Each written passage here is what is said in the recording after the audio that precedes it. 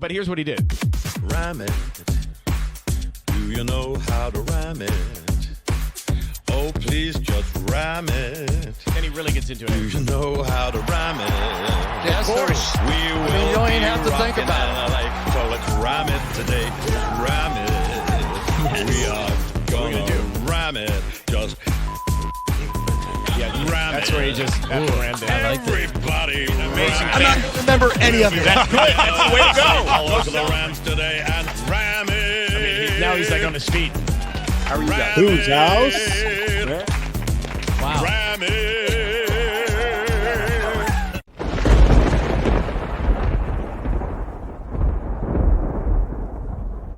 Hey everybody, welcome back to another episode of Rams Brothers the Pod. And I'm your host, Dean, and I'm joined by the other host and my brother, Nick. And Nick, after another tough loss, we've fallen to 3-5. How the mighty have fallen.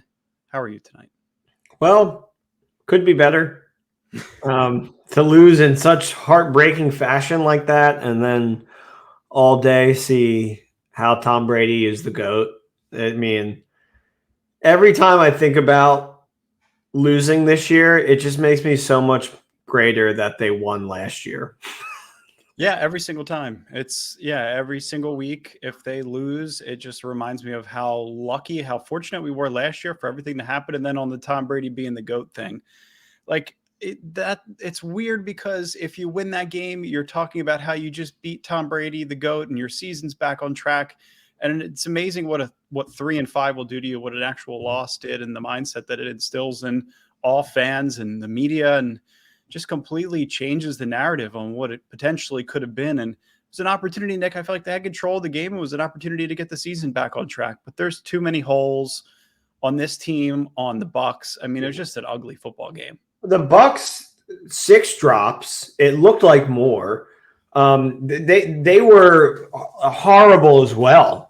But for them to put together a drive with 44 seconds and score on us, really defense was checked out at that point. And yeah, as they should have been. Yeah, I don't really blame them. I think we are like bottom 5 teams in the NFL right now, like up there with Texans and Lions and then Rams. And it's just a shame when you turn it around from a Super Bowl to just St. Louis poverty that fast. Statistically, you're not wrong. Like, I want to argue with you, but statistically, it's the facts. No, I mean, there is nothing. I get all excited all week to watch a Rams game, and I'm like, what am I happy about? What is there to root for? Like, it's St. Louis Rams football, where it's like the offense is horrendous. Worst in the league, and the defense can hold teams to the end zone and then give them 3. So it's a really weird time to be a Rams fan right now. And grateful is still how I feel, but with the drama that's now seems like it's going on in the locker room, that gratitude is quickly turning into panic. Yeah, no, I know how you mentioned it's kind of like St. Louis football. It's a great analogy, but at the same time, I want to be as angry as I possibly can be because you're dealing with a 3-5 football team, but you're still living off of the coattails of what happened last year. Like, there's still everything that happened last year is still very much in place. History is defined. They have the ring. They won it in their house. Only the second team to do that ever. But for them to put this kind of product on the field, it's just not expected within this regime. Like, you've never seen a McVay team be 3-5. You've seen Kyle Shanahan's team be 3-5 year and year again, and then make a miraculous run. But it's because you have personnel and you're able to get a scheme together, and they don't feel like they have enough on their roster to be able to become the team that they were last year, or even half of what they were last year. So that's the really unfortunate part. But Nick, before we jump any deeper into this episode, would you like to give us a read from one of our sponsors? Yeah, why not? Let's do this. Ooh, actually got a real crack there. It's very cartoonish of you. Basketball is back, and BetOnline remains your. See, I already messed it up. God, this is what the Rams do. Can you give me a countdown? Oh, right, ready? Look down. Yeah, look just down. go. Basketball is back, and BetOnline remains your number one source for all your sports betting needs this season. You'll always find the latest odds, team matchup info, player news, and game trends at BetOnline. And as your continued source for all your sports betting and wagering, BetOnline features live betting, free contests, and giveaways all season long. Always the fastest, always the easiest. BetOnline, whether it's NFL, NBA, NHL, MMA, tennis, boxing, or even golf. Head to betonline.ag to join and receive your 50% welcome bonus with your first deposit. Make sure to use promo code BLEAV to receive your rewards. BetOnline, where the game starts. Do not put your hard-earned money on the Los Angeles Rams. Some good advice from the king of Nick's picks and the creator of a weekly theme song, which is now the most enjoyable part of the podcast. So thank you, Nick. Everyone's saying it. Everybody's saying it. So the offense, I want to start with the offense, just because it has no specific personality. Right. It seems like it's so drastically different from McVay's offenses of the past 5 years. This offense specifically has no guts, no balls, no glory. Like when they try to take a shot, like I saw Van Jefferson dropped, an overthrow by Matthew Stafford because he's off his spot and there's pressure in his face. And the Rams offense, Nick, to me used to be very rhythmic. They had great tempo and they were sound in almost every single area, right? You go from running the ball to the guys up front, to the scheme they had in place, to the playmakers that they had on the roster. They were a complete offense, and now it has no rhythm, no flow, and it's very much dependent on a couple of big plays. And if those big plays don't happen, if those big plays don't happen, I mean, you're consistently putting up 13 points. And they even had one in this game. That shot that they took to Cooper Kupp for 70-plus yards, Allen almost snapped the ball over Matthew Stafford's head. He had to grab it with one hand, bring it back in, and then had less than 3 seconds to make a throw downfield. So they have no middle of the field passing attack. Like their screen game is stale. Everything is very, very predictable. And it's the kind of game that when you watch the flow of it, and you see that one miraculous big play, you don't feel like it's going to be consistent enough throughout the stretch of the game. And in the most important parts of the game, specifically when you're under 2 minutes, right? When you have to be able to put together a solid drive, Nick, how many 3-and-outs did they go in this game? What, 9, 10 3-and-outs? I think it was 9. It's very emblematic of the evolution of this league, getting figured out, losing key personnel, and not having the people up front. And that, the frustrations will just kind of trickle all the way down, like from the front office to the coaching staff to the players. And you see it, like you're seeing stuff come out of in press conferences. Jalen Ramsey's making comments. Cooper Kupp made comments.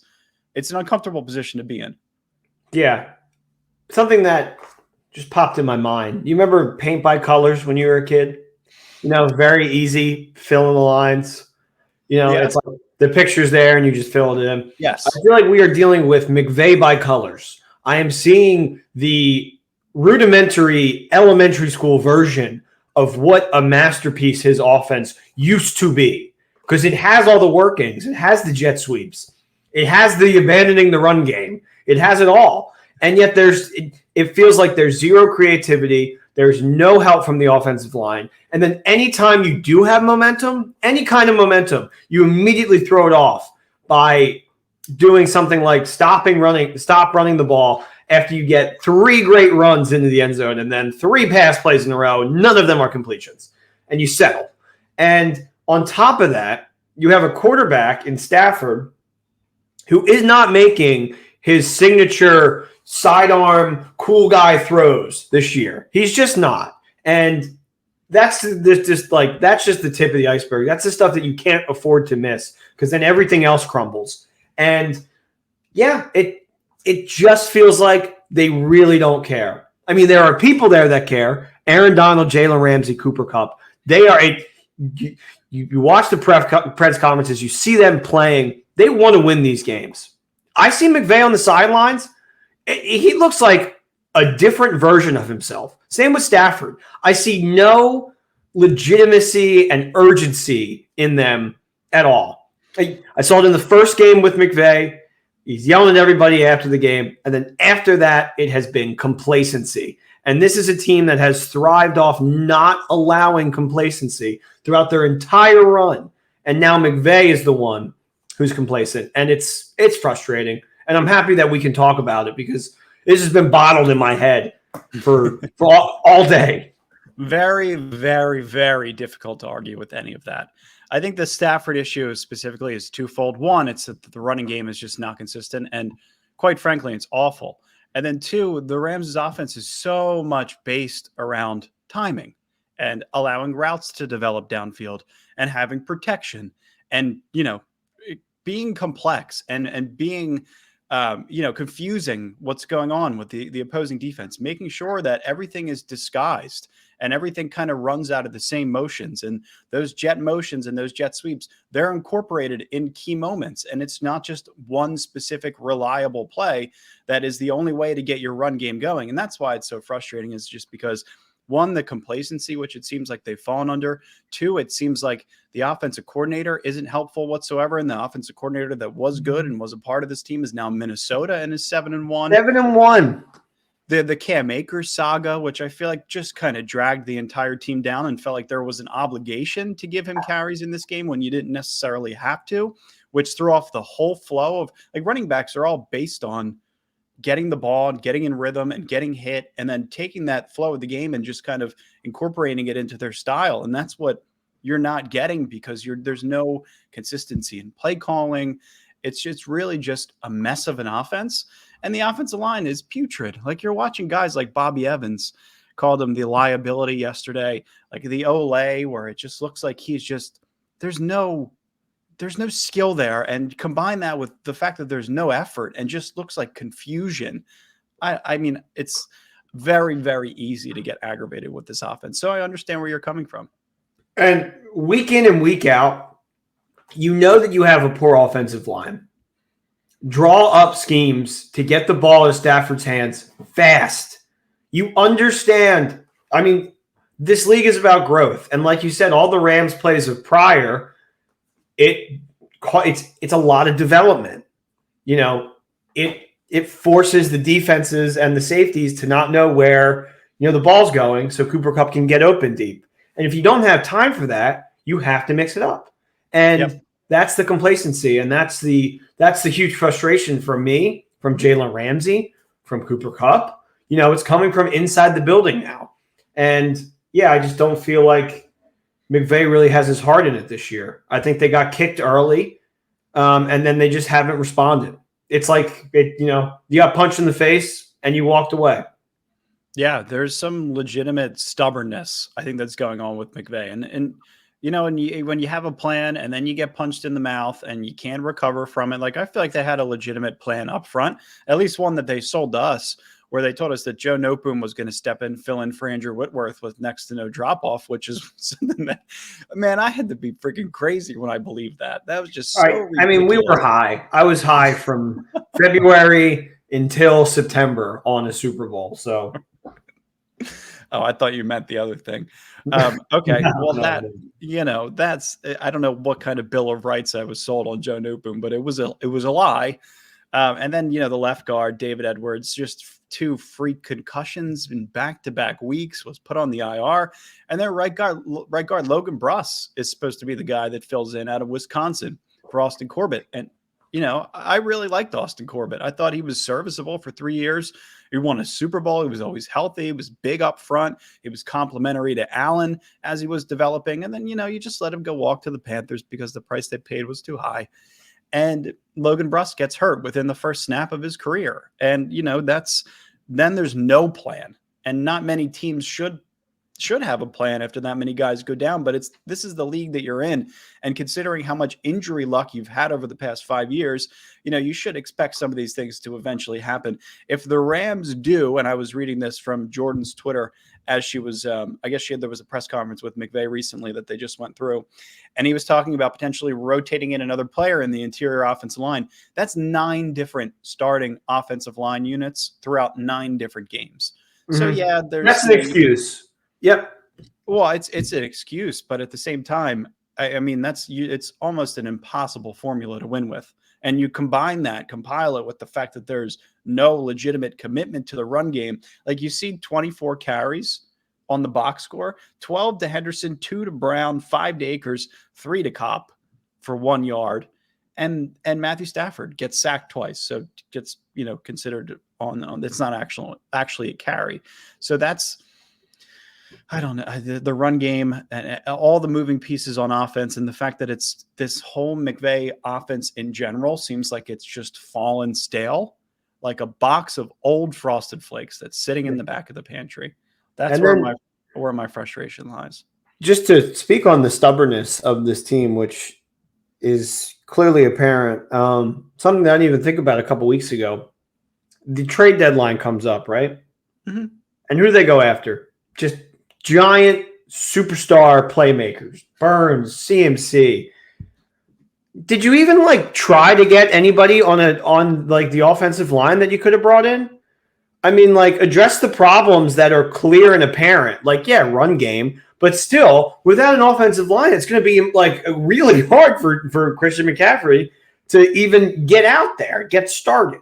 So it's a formula that is solved by the NFL. He had it in 2018. Belichick figured it out, solved it in the Super Bowl, and then last year he got to bring in Stafford, and he got to be the coach that he wanted and come up with these giant scheme plays downfield. 1A version of the offense, what he initially dreamed it to be. Mm-hmm. And then now here we are, and you don't have time to develop plays, and you look bad, and it's a really, really tough place to be when you have a generational talent in Cooper Kupp, and he's the only person that you're relying on, and he's single-handedly getting us into the end zone, and you can't do anything outside of giving him the ball. Yeah. I mean, we just recently got an anonymous text. It wasn't anonymous. It was our dad, but he mentioned if we got CMC, we would be 5-3. I don't know if I could agree with that. I disagree. I think you probably win in Tampa because you can probably get that 3rd and 5. I just don't know. The fact that they didn't go off for that and that cup slid drove me mad. I knew the game was over then. I actually had to leave because I was like, I know the game's going to end. I know it's Tom Brady. These are the moments that this guy lives for. Yeah. This is the moments that this guy divorced his wife for. Come on. Of course he's going to score. Yeah. I mean, Cooper Kupp came out after the game and he said, we only had to run 3 plays and average 3.5 yards to win the game. You've got to find a way to move the line of scrimmage and get the ball 10 yards. The defense did such a great job and we let them down. So here's my thing with the Cooper Kupp slide, Nick.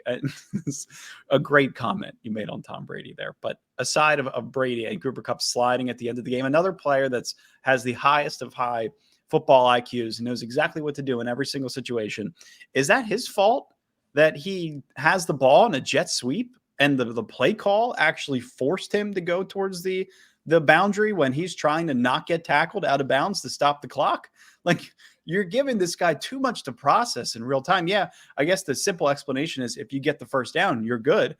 But also you're running this play and you have to deal with the fact that Tampa does have a timeout. So if you do stay in bounds, the clock does keep running and then they could burn their final timeout. And then you're relying on getting the 3rd and 5. Yeah, which you didn't even go for. I know. Which you waved your little flag of white and you're like, we're going to run it, obviously, and we're going to punt it. Good luck. And you put yourself in a situation to fail. And do we have Jared Goff as our quarterback? Question, Sean.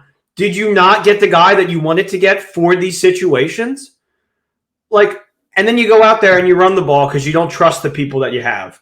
Pathetic. And I totally agree. It is so hard. It's so hard to watch. That was play calling. That was the biggest heartbreaking loss since 2019 playoffs, I think. Or no, sorry, 2020 playoffs. The 2019 Ravens game, I thought, was one of the biggest letdowns in the McVay era, right? Where I think they were mathematically eliminated from the playoffs in that time. Are you saying the loss to the Packers in the divisional round was one that was? That was the last time I felt this much hurt from this Rams team. Right. Yeah. Understandably so. I think that's where it truly gets frustrating. And it's really particularly the play call. I think the play call specifically down the stretch was what was the most frustrating piece of it all, because you're just not aggressive. And he talks about big balls and just going for it. And being that team that wants to represent themselves that way, the gutsy team that's going all in. And, that's kind of the personality that they take on in the 3rd and 5. You're ultra conservative. And I don't know if that's the only play a jet sweep that McVay feels like he can get 5 yards on the ground, which is why it was called. He felt Doesn't like need to be on the ground though. I guess he felt like it was the safest play for him to get 5 yards, potentially get 7 or 8 and ice the game. But I mean, you're giving your best player too much to process in real time when it's like, if I go out of bounds, the clock stops. But if I get the first down, then we win the game. But if I slide in bounds and they can burn a turnover, there's how many cans? There's 6 cans on that call. You're forcing him to go close to the edge. Right. That's what I'm saying. Yeah. Mm-hmm. Exactly. So you're kind of forcing him based on the play design for him to make all these decisions. I mean, you could blame Cooper Kupp for not being aggressive enough to get the first down, but is that really how do you blame somebody that's 67% of the entire offense? Yeah. And it feels like he's like 90%. Let's be real. No, I mean, this is Nick. The box score is outrageous. Like Cooper Kupp, 8 receptions for 127 yards and a touchdown on 9 targets. The long was 69 yards. Allen Robinson, 3 catches for 24 yards, 5 targets. Like there's a severe 103-yard drop-off between receiver 1 and receiver 2. And then Malcolm Brown, 1 for 10. Brandon Powell falls right back into the Brandon Powell bag that, you write him off on your playbook. You checked off, you called the play. 1 reception for how many yards? Where is he? Brandon, 4 yards. That's his contribution to the offense.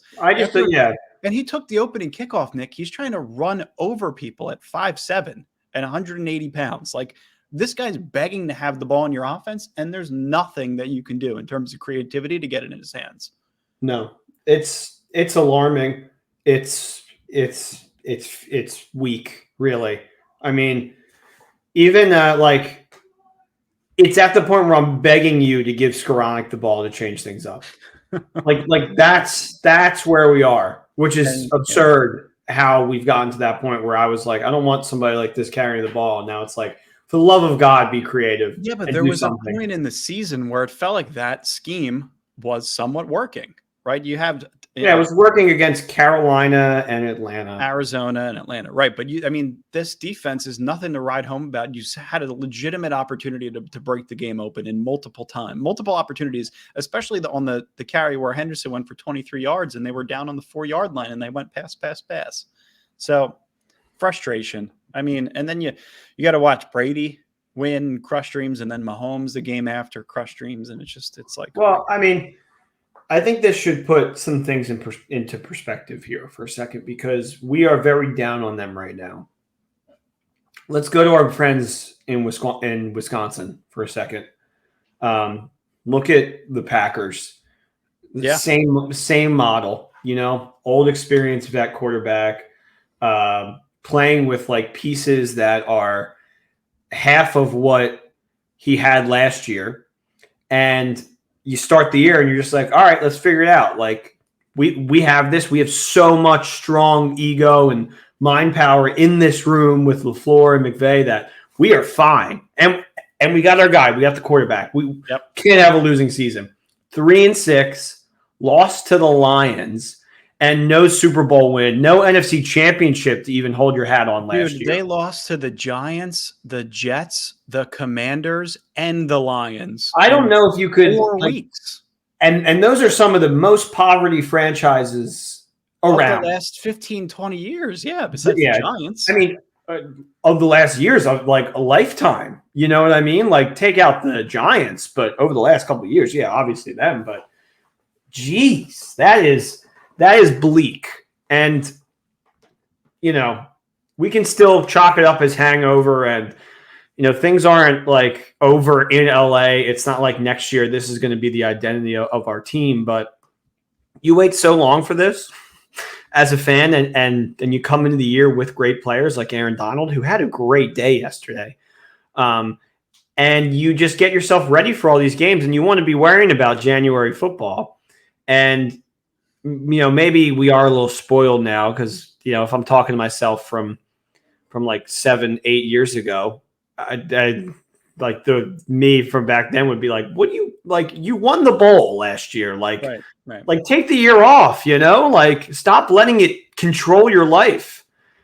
Not that it does, but I was bad after that loss. I was really. Yeah, I know. I had to get up and take a walk, take the trash out, and get some fresh air. I was just extremely frustrated. I had to call you to console me.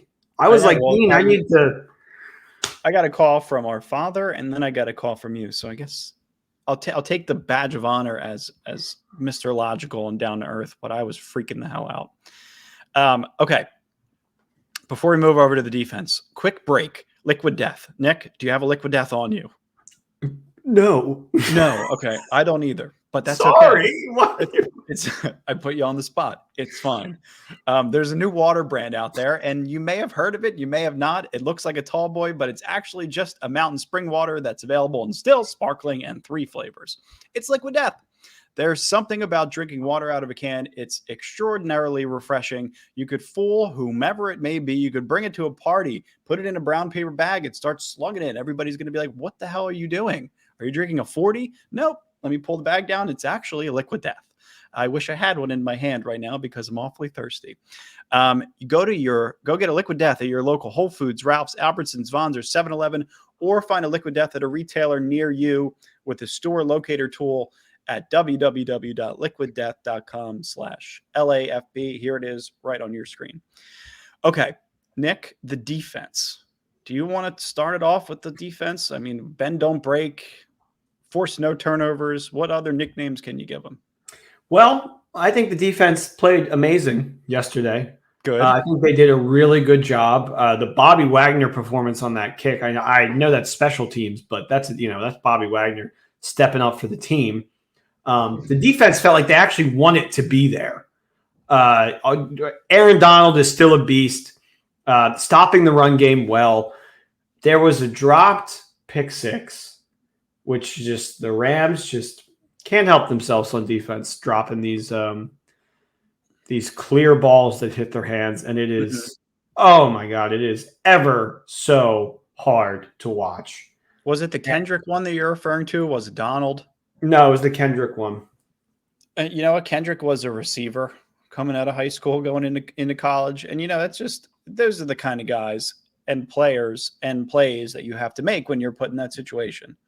I totally agree with you. It's so frustrating. It's like they've had so many opportunities to force turnovers and the ball is just not bouncing their way or it's not falling into their hands. And it's just not working for them. And it's really tough to watch. But the defense did exactly what they had to do to win that game. Yeah. Everything besides the last play, which shouldn't even come down to that. I mean, the only thing you can really criticize them on is the Mike Zimmer prevent defense with 45 seconds left. It doesn't work. It's clear that is old language football, and you're not preventing anything, clearly. You let them in the end zone. And then that one PI call in the end zone was just horrible, and that was the game right there. Yep. Yeah, and it's tough too because if they run that ball on, there's 12 seconds left in the game. If they run it, they had a window, but yeah, they sure did. No, you're right though. It's hard to be truly mad at the defense.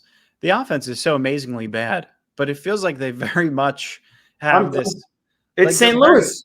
They're very much married into like this conservative on both sides of the ball. Like we're going to play not to lose versus playing to win.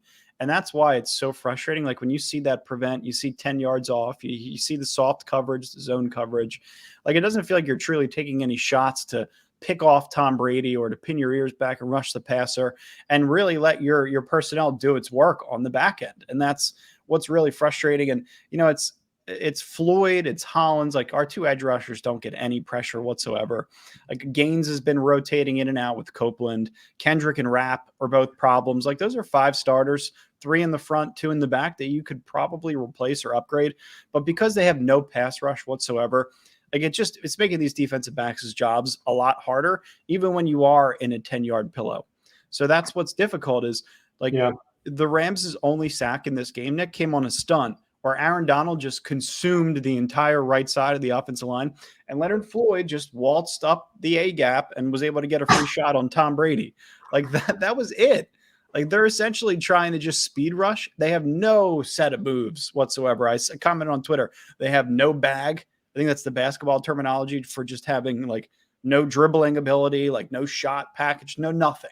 Like they're just straight pass rushers. They don't resemble Von Miller in the slightest. So that's what's really tough just to watch this defense is they're playing that way because that's really what they have personnel wise. I just don't feel like there's an easy fix versus just jamming corners on the line of scrimmage just to have them get beat on the back end for Taylor Rapp to be in one-on-one coverage with Mike Evans. Like nobody wants that. Ugh. I mean, even though he dropped probably 5 passes, nobody wants to see Taylor Rapp and Chris Godwin running down the sidelines. So they're trying to do everything that they can to keep everything in front of them and to be able to force turnovers in situations where Tom Brady makes a mistake or a player jumps in front of a pass. And they had 4 of those, Nick. Ball gets batted at the line of scrimmage, shoots right up and, falls down to the ground. Nobody's able to pick it up. Like that. It's just, you're so close. That's the kind of stuff that you would need to happen help them. To win a game when we were the St. Louis Rams. Ball had to bounce to a defender in order for us to get defensive points because we knew our offense was only going to put up like 7, 6. Yeah. And yeah, that's exactly what we needed yesterday, and it didn't happen. And just the more we talk about the defense, it's just so sad because we got a lot of breaks too. There were a lot of drops in that game, and the defense did do a good job containing them throughout. I mean, how about the Scotty Miller game-winning touchdown drop on 3rd and 10? Yeah. I mean, give me a break. The ball like that's the kind of stuff where you don't you drop that ball, you lose that game. 100%. And yet they dropped it and they were still able to win because our offense has no balls. It's true though. I know it's true. I don't know. I'm not trying to specifically pick on Darion Kendrick because I feel like most of my remaining energy for the day has been exerted onto the offense, but he was penalized twice. And I just watched Brady take advantage of him. And the reason why I was saying that the Rams need another corner, as we posted our list of needs, we only have 5 needs. No, we have 15. Darion Kendrick, I think, is a guy that could be replaced, right? I mean, he's the second corner. Darius Williams was a guy that I thought was developing very nicely, and obviously Jacksonville gave him a bag. And he's put into a situation where can Kobe Durant be a better player in that position? Can David Long Jr. be a better player in that position? I guess they've evaluated that Kendrick is the guy that consistently steps up and knows what he's doing. But I feel like I don't feel like he is. And I said corner 2 because that's the true corner. Like Troy Hills is not corner 2. Like he is the slot corner. There's a big difference between a guy who plays on the outside and a guy who plays on the inside and runs with linebackers and receivers that play in the slot, right? That Darion Kendrick is supposed to be a guy that can handle one-on-one responsibility as a second corner opposite of Jalen Ramsey. You should be able to do, and he can't do that to me right now in this defense, in this scheme. So maybe it's a bad scheme fit for him. Anytime you see he's still just a rookie, but yeah, I'm frustrated with him. Anytime you see 6 in a play, you're like, 10 yards. Yeah.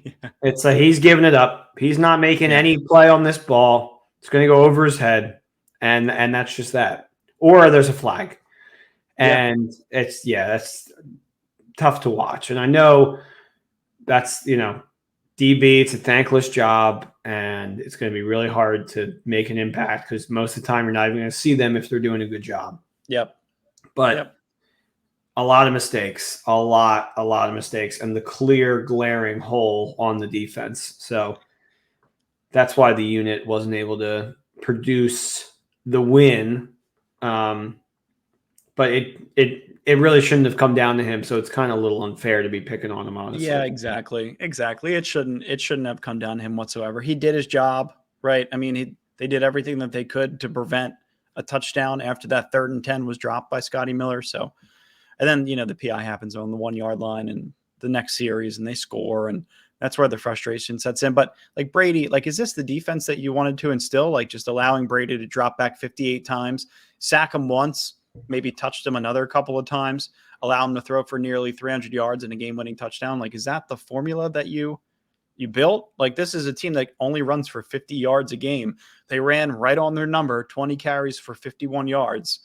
And, in the very last moments, it seems like everything's working. And then there's the eventual breakdown, but it's because the offense put them in such bad positions, and they have done it all year long. Like, imagine how demoralizing it feels to be a defensive player, to get off the field, to work your ass off, to finally get off the field, just to watch your offense turn the ball back over. Nothing. In 6 seconds. Nothing. Yeah, no, I know. It's insanely frustrating. All right. We talked about the offense. We talked about the defense. The segment that I've officially renamed to Monday Pain is back. It is the second week of Monday Pain. And I'm going to start it off with a pretty interesting tweet, one that was actually my favorite, which is why I have it listed as number 1. And I think it's going to be a good way to get the segment started. So hold on. Go ahead. Explain what's going on for our listeners. Yes, let me set the stage. I'm sorry. So exactly what's going on is when your team loses a game in a horrible fashion, I think fans need to find an outlet to be able to vent, or to state their opinion, or to just kind of bring some logic to the table so that we can have a fun little conversation and move on about our day. That's what this segment's all about. It's just about having a genuine reaction to what you watched the day before and how you're potentially going to see through it, and try and figure out what the next steps are. So that's hashtag Monday Pain for you. Is that good, Nick? Anything you'd like to add? That was perfect. I loved it. Thank you. You're welcome. As somebody who just needed to remember what it was. No, I'm just kidding. So for the first tweet, let me get rid of this hashtag now because it's in the way of what I'm about to read. Okay, so this is from Krakatoa, and his @ is the one who is not. Absolutely love that name. But his comment was, I feel strangely at peace. Every goddamn season since 2018 has been high stakes, media rooting for our downfall kind of emotional roller coaster. And now we can finally chill because we got what we wanted, and we could watch our jealous division rivals chase the same exact high and fail miserably. That is poetic and beautiful. That is such an amazing silver lining, and it is true gratitude from a fan that has been through a lot. Yeah, that's perfect. I mean, I don't even have anything else to say about that. I just honestly So Jeff's kiss. I actually read that. Yeah, I was like, that's such a perfect tweet. That has to be the first one that we read. And then my other thought was, this is going to be sick and sounds crazy as a fan, but if the 49ers are in the Super Bowl, or the Seahawks are in the Super Bowl, or something outrageous, like, I want to throw a Super Bowl party just to watch them lose. Like that's what I want to see now. And I'm totally on the side of the one who is not. And I feel like I just can kind of sit back and try to enjoy the rest of the season. Like, the good thing about the podcast is we could always make recommendations. We could always talk through things. It kind of is our own little version of therapy. But, like, I'm going to be rooting so hard for the 49ers to collapse. 49ers, yes. This may be sacrilege, guys, but I'm liking what I'm seeing from Seattle, and Geno Smith is. Dude, if you like football, how do you not like it? It is such a feel-good Disney Channel original movie story going on over there, and it is. And I don't like Pete Carroll, but I'm not actively rooting against them, and I want them to win if we're not going to win it, it better not be San Francisco. Right. For them to do all of that stuff and then Seattle beats them and wins the division. Oh, God, that would be very serendipitous. Yes. And Geno Smith quickly rises to the MVP conversation, which is what we all expected. And we are quoted on this podcast saying that we believe Seattle will be one of the worst teams in the league. So right here, I have Drew Luck over 4,000 yards. Yeah, that's another thing. People were like believing the fact that Drew Luck was actually going to start. I had no part in that, but to see Geno Smith doing what he's doing is pretty outrageous. All right, next tweet. You got this one? Yeah. All right. This tweet comes from @Padre McVay. He says, IMO, which for those who don't know means in my opinion. The whole offense is flawed. You don't go 3 and out for a whole quarter against an average defense just because of a bad O-line. Yeah, you're right. You don't. Offenses in this league they could have a bad offensive line. You might not have key personnel, but you can't go 3rd and out consistently. It kills your defense. It's the reason why they were so exhausted in that final series. Like, yeah, it's pathetic. It shows no creativity. It shows no desire to change in a world that is constantly changing. The only constant is change. Mm-hmm. And I think they went in the offseason with the same playbook, and they were like, Liam Cohen here. Why don't you just kind of, add some fun new extremities here, but don't change too much because, hey, it just worked like a charm. And really, it didn't. I mean, you almost lost to the Bengals, but still. It worked. It worked. Worked. Yeah. But yeah, I agree, Padre. Yeah. I had something in my mind that I wanted to comment on, but yeah, I'm frustrated with the Liam Cohen situation, right? I see Frank Reich get fired, and I'm like, oh my God, I would absolutely love him in the building, and I would love to just replace him 1-for-1 with Liam Cohen, 100%. Yeah. And that's somebody that will get a job. And that's somebody that, oh my God, Frank Reich, one of the greatest decisions I've ever seen this year. It was Colts Jags, and it's like 3rd and 1, and everybody thinks they're going to just get the first down, kick the field goal, win the game. Frank Reich was like, hell no, Matt Ryan, seam down the side, touchdown, Colts, put the game away. That's pretty when it works, but we've seen the other. Remember 4 weeks ago, 2nd and 1, 2-2 Atwell, complete. But I agree with you. Yeah, you got to have somebody that has the balls at least to be able to take those shots. And, if there's a kind of a battle between McVay and Liam Cohen, like it just you're seeing. And again, another stupid comment by me saying that there's not going to be any specific drop off from O'Connell to Liam Cohen just because of Liam Cohen's pedigree. Wrong, and completely wrong. Yeah. That was our worst take. I was on the right side of that because I thought Kevin O'Connell was. You were right. You were. I guess I was just trying to be optimistic, which is fine. Loser. All right, I'll read the next one. All right, this one's from Luke at Luke France ZZ.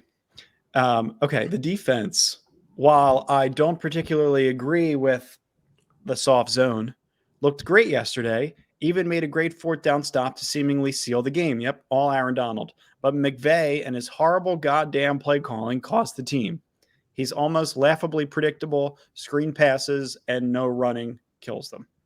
I mean, that's kind of what we talked about already in this episode is there's a stale component to this offense that seems like it's, the league changes every 2 or 3 years drastically, right? You saw a little bit of a transgression towards high-powered rush offenses and then the cover 2 shell that's been implemented in this league to stop the high-powered passing attacks.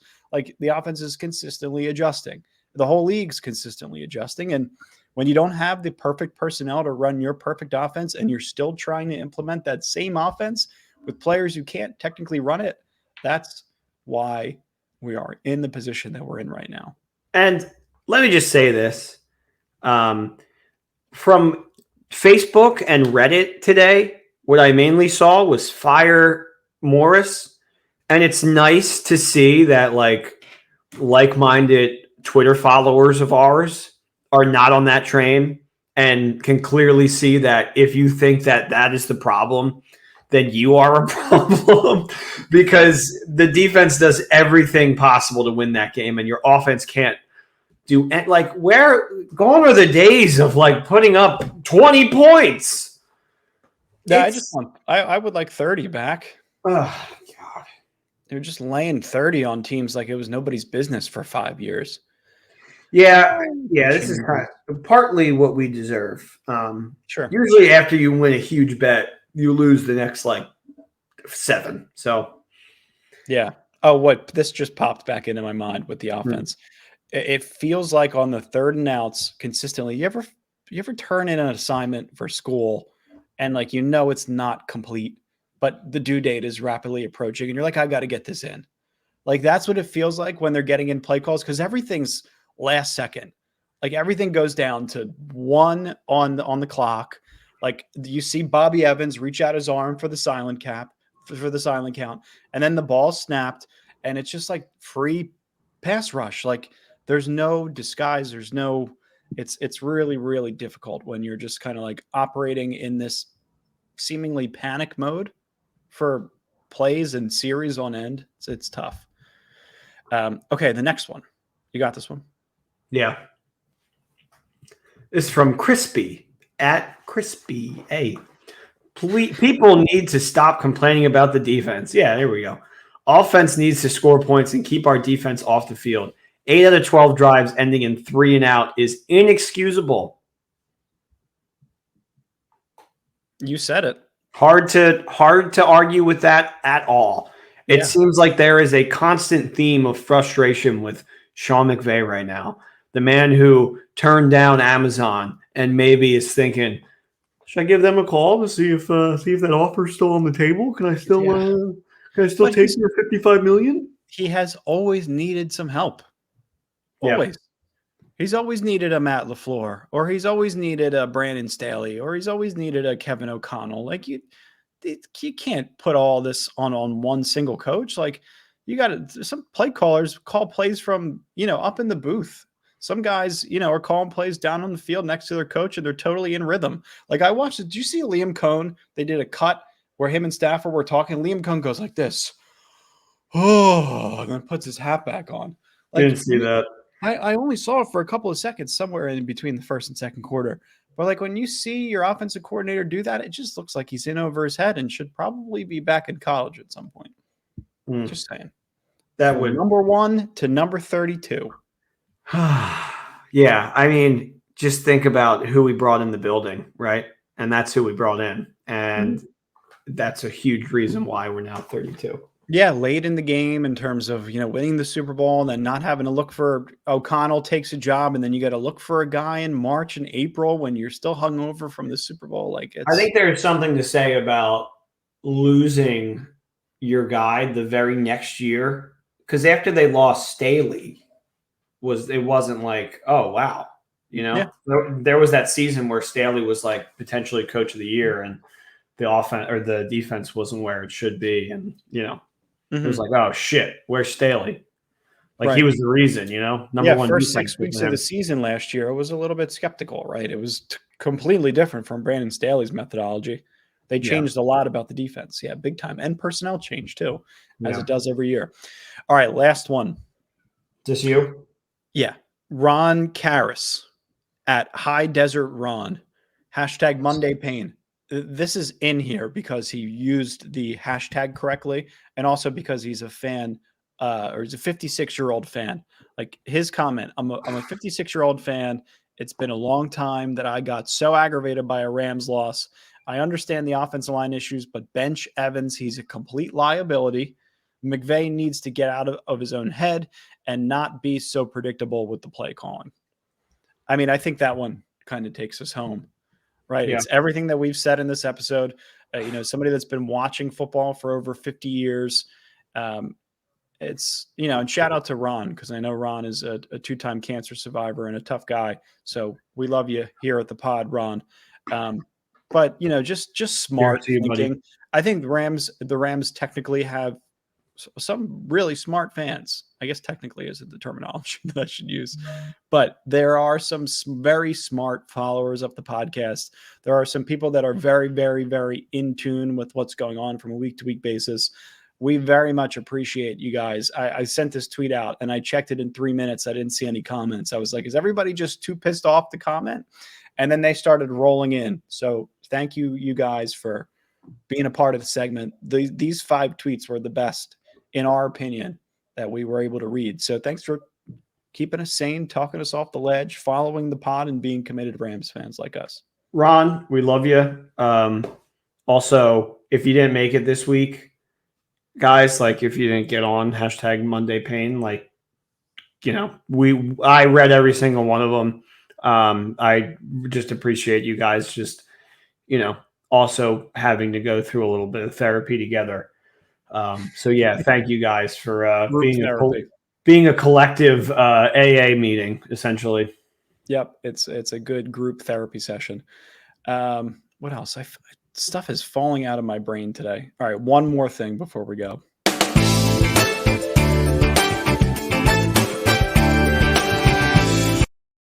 Make sure you like, comment, and subscribe to the podcast. We're not going anywhere, and we appreciate you guys always. Yeah, still champs, guys. All year. We're champs all year. Champ. We're good. Hang Champ. your heads high. Champ. Mumbo jumbo. Peace. Wouldn't be a Rams Brothers episode without this obscure banjo reference. Peace. Indeed.